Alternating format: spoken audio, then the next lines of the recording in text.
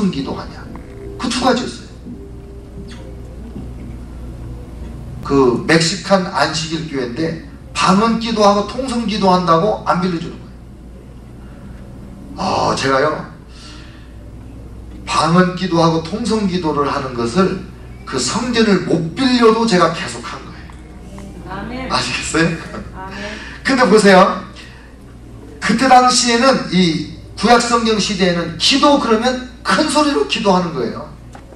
제사장인데도 불구하고 속으로 기도하는 걸 모르는 거예요. 속으로 기도하고 있으니까는 술 취해서 있는지 알고 포도주를 끊으라 이렇게 말하잖아요. 그러니까 지금도 통성 기도하는 게 매우 중요합니다. 통성 기도를 해야 돼요.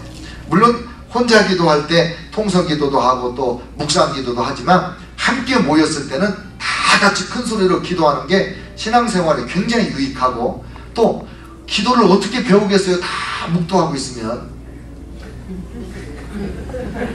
가끔 제가 설교 끝나고 이제 그 기도할 때 많은 분들이 제가 기도하는 소리를 듣고 있다고 그러는데 잘하시는 거예요. 그 기도를 배우게 되는 거예요. 그게 설교한 내용 가지고 기도하잖아요. 말씀 듣고 이렇게 기도하는구나. 그게 훈련이 돼요. 그 나중에 여러분 어디 가서 기도하는 거 보면 목사님 기도말이 여러분 기도말 속에 막 나와요. 그렇게 되는 거예요. 그러니까 통성 기도를 이게 성경적이구나 그걸 확실히 알아야 됩니다.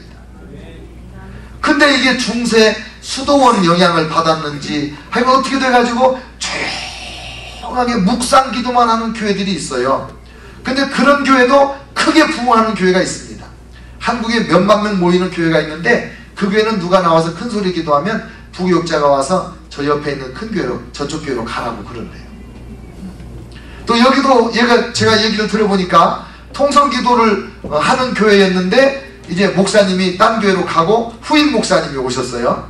그 후임 목사님이 오신 다음에 예전처럼 막 통성 기도를 하니까 이 옆에 부교육자들이 와가지고 조용히 하라고. 그러니까 기도하던 사람이 다 없어졌지. 새벽기도 막 나오던 사람들이 다 어디 가고 띄엄띄엄 이렇게 있더라고요. 저도 옛날에 그 교회 새벽기도 좀 다녔는데 나중에 소문 들어보니까는 몇 명 없다고 그러더라고요.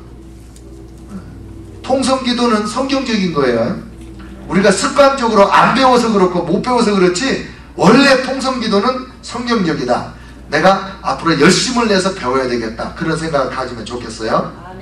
그 다음에 엘리가 이제 그렇게 얘기하니까 한나가 대답하여 이르되 내 주여 그렇지 아니하니이다. 나는 마음이 슬픈 여자라 포도주나 독주를 마신 것이 아니요 여호와 앞에 내 심정을 통한 것뿐입니다. 심정을 통했습니다. 우리가 기도할 때 심정을 통하는 기도를 하도록 하면 좋겠어요. 주기도문을 지난 수요일 날 오후에 우리 사역자들이 모여가지고 이제 1000번 주기도문 기도를 했어요. 근데 주기도문 기도를 하면서 제가 생각을 하는 거예요. 그 기도의 마음을 실어가지고 기도를 하려고 애를 쓰는데 어쩌다 보면 빨리 해야지 그래가지고 빨리 외다가 아니지 이 말씀을 묵상하면서 이 말씀을 생각하면서 기도를 해야지 그렇게 했어요. 그 전날 잠을 좀 잘못 자가지고 기도하는 중간에 또 한숨 잤어요. 그래도 제가 1000번 맞췄어요. 근데 기도할 때는 내 마음 심정을 통하는 기도, 그래서 감정을 실어서 드리는 기도가 중요한 거예요. 감정을 실어서. 근데 감정을 실어서 기도할 때 조용히 묵상만 하면 되겠어요? 슬프면 울고 기쁘면 큰소리하고 좋으면 뛰고 그러면서 기도를 하셔야지. 그랬더니 이 엘리 제사장이 뭐라고 말하냐면 그 말을 듣고 나서 나의 원통함과 격분됨이 많기 때문입니다. 이런 고백을 듣고 나서 엘리가 대답하여 이르되 평안히 가라. 이스라엘의 하나님이 네가 기도하여 구한 것을 허락하시기를 원하노라. 이 약속의 말씀을 딱 듣자 완전히 응답받은 걸로 알고 갔어요. 다시는 근심빛이 없더라. 가서 먹고 얼굴에 다시는 근심빛이 없더라. 이게 기도 응답을 받은 거예요. 기도는 언제까지 해야 되냐면요, 응답이 올 때까지 해야 되는데 응답 온 걸 어떻게 하냐, 마음에 강같은 평화가 와요. 아멘. 다시는 얼굴에 근심빛이 없어지는 거예요. 아멘. 눈 뜨면 아직 안 생겼어요. 그거 안 일어났어요. 근데 기도를 하려고 하면 이제 더 이상 옛날같이 막 심령을 통하는 기도가 안 되고 기도하고 구하는 것은 받은 줄로 믿으라, 이런 말씀만 자꾸 떠오르는 거예요. 더 이상 그 기도가 안 돼. 그러면 응답이 왔구나, 이제 시간 기다리고 있으면 응답이 오는구나, 그렇게 확증을 받는 거죠. 근데 그 응답을 어떻게 확인했냐면 엘리 제사장의 소리로 응답을 받은 거예요. 근데 제사장은요, 뭘 구했는지도 몰라요. 아들을 구했는지 어쩐지 몰라요. 그냥 내 원통함과 격분됨이 많기 때문에 내가 슬퍼서 내 심정을 통했습니다, 이렇게만 말했지 아들 달라고 기도했습니다, 그렇게 모르거든요. 그 말하는 기도 소리 큰 소리로 처면을 했지만 그때는 귀담아 듣지도 않았으니까 이제 입만 딸싹거리니까 술 취한 걸로 알았지 않겠어요?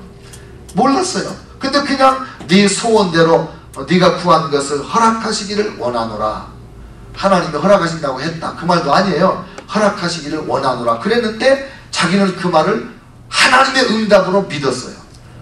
믿었더니 그대로 된 거예요. 믿었더니. 그래서 이제 집으로 돌아가서 남편과 사랑하고 이제 임신하게 되고 사무엘을 낳았습니다.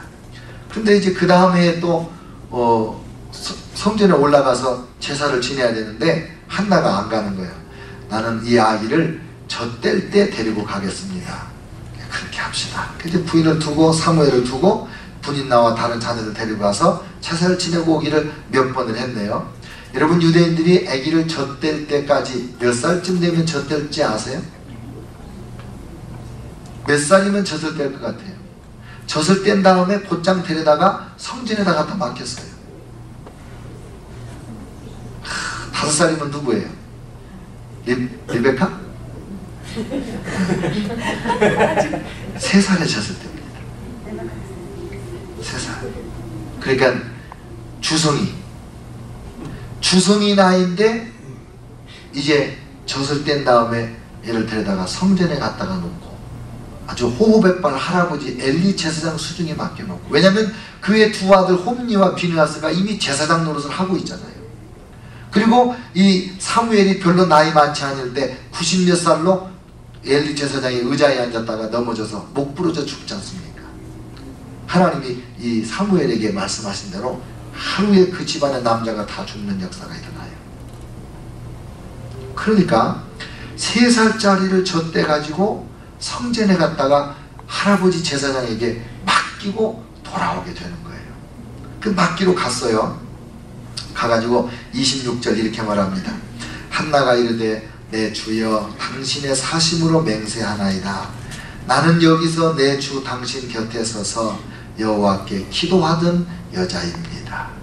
이렇게 말했어요. 이 아이를 위하여 내가 기도하였었는데 내가 구하여 구한 바를 여호와께서 내게 허락하셨습니다. 그러므로 나도 그를 여호와께 드리되 그의 평생을 여호와께 드리나이다 하고 그가 거기서 여호와께 경배하니라. 참 대단한 엄마예요. 여러분 같으면 사람이라는 게 화장실 갈 때하고 올 때 마음이 다른 건데 이 3살 먹은 아들을 젖대서 바치겠어요? 어렵죠. 또 왜 어렵냐? 엘리는요 자녀 교육에 실패한 아버지예요. 평생 제사장이었으면서도 자기 아들 홈니와 비느하스를 제사장으로 바르게 살도록 못 가르쳤어요.